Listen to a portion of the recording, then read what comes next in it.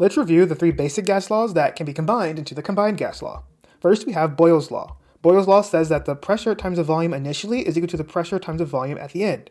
This is an inverse relationship. What this looks like graphed is we have P and V here. When volume is low, pressure is high. When volume is high, pressure is low. We can connect these dots like this, and this is an inverse relationship showing that they go in opposite directions. Then we have Charles's law.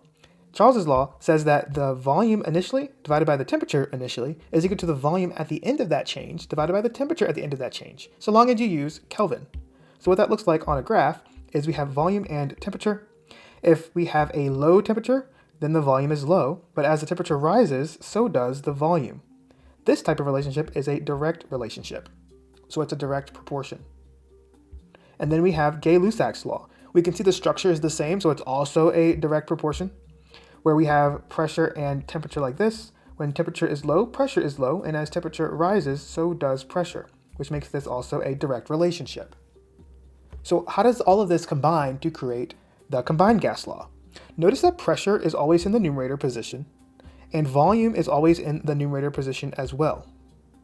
But temperature is always in the denominator position. So we can actually take all of that and put them in the right place. So here's the combined gas law. It's P1 times V1 over T1 is equal to P2 times V2 all over T2. So let's actually find each of the gas laws inside of this. We have Boyle's law here, P1, V1, P2, V2. We can also find Charles's law here with V1 and T1 and then V2 and T2. And then we can find Gay-Lussac's law with P1 and T1 and then P2 and T2. So the combined gas law literally combines all three of those. Here's another way that you might see some of these written out.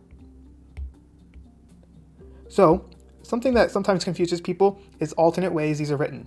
We can write Boyle's law as PV equals K, where K is just a constant. So effectively, this says that the pressure times the volume is going to be a constant value the entire time. And as we can see, P1V1 is going to be equal to P2V2, so whatever change you make, one's going to go up and the other one's going to go down. So that's what they mean by a K here. It just means constant. Similar structure is used for the Charles's law. So we could say that V over T equals K. Let's use a different K, so it's K2, different constant. And then the same thing applies for Gay-Lussac's law, which is going to be P over T is equal to some other constant. So we'll call it K3. These are just alternate ways that you can see it, but you don't have to worry about that too much. I'm going to move this over so that we have some room. So when you take a look at the combined gas law and you identify all of the simpler gas laws, one of the things that can be a little tricky is figuring out the algebra to solve for any one thing. So we'll do that in the next part. The combined gas law will change form, and you will have to use algebra to solve for different variables. There are 6 variables, 3 initial variables and 3 final variables. So let's see what that would look like as you do some algebraic manipulation. Now, for the first one, if we were to have to solve for the initial volume, that means we'd have to be given the initial pressure, the initial temperature, the final pressure, the final volume, and the final temperature. Of course, temperature needs to be in Kelvin. So since we have P1 in the numerator on the left, it needs to end up in the denominator on the right. And T1 is in the denominator on the left, it needs to end up in the numerator on the right. So let's move the P1 first. Moving P1 means dividing both sides by P1, and it's going to end up in the denominator over here. If we multiply both sides by T1, it's going to move it into the numerator position on the right. Now we can extend our fraction bar to make it look a little neater. When we move things out, it gives us a 1 in the denominator, but we don't even need that because anything over 1 is itself. So here's what the equation looks like if you solve for V1. Not too bad, just remember to isolate the variable you want to find, and notice that things went to the other side. Not just the other side of the equal sign, but also the other side of the fraction bar. Now let's solve for P2. Now, if we were to solve for P2, that means we'd have to be given all the other values. So we need to get V2 out of here, and we need to get T2 out of here as well. So think to yourself, if V2 needs to go, I would divide both sides by V2, which means it's going to end up downstairs on the left. And then T2, multiply both sides by T2, and that's why it's going to end up on the other side. So let's move them. But dividing both sides by V2 gets it over here. Multiplying both sides by T2 gets it over here. Now we can extend our fraction bar, and we can delete the fraction bar when there's nothing downstairs, and that gives us this equation. There's something important to remember here though.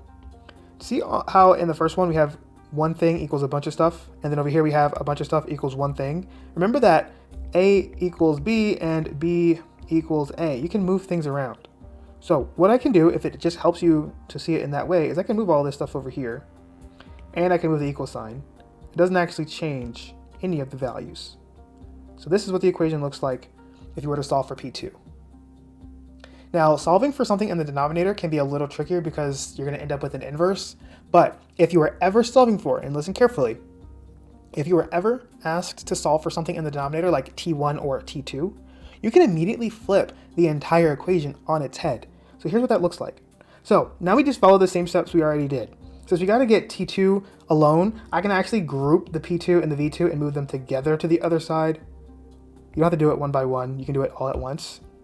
And extend our fraction bar. And then we have this. Now, since we have an empty downstairs, which we know is an invisible 1, we don't actually need that. So I'm going to get rid of this. I'm going to move this down. And what that does is it helps us solve for T2.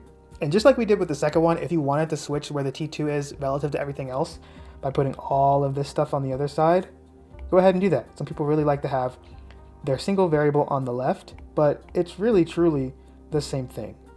So these are just 3 examples of the many forms that the combined gas law can take. Just be very careful to do your algebra correctly and move them to the other side using division and multiplication.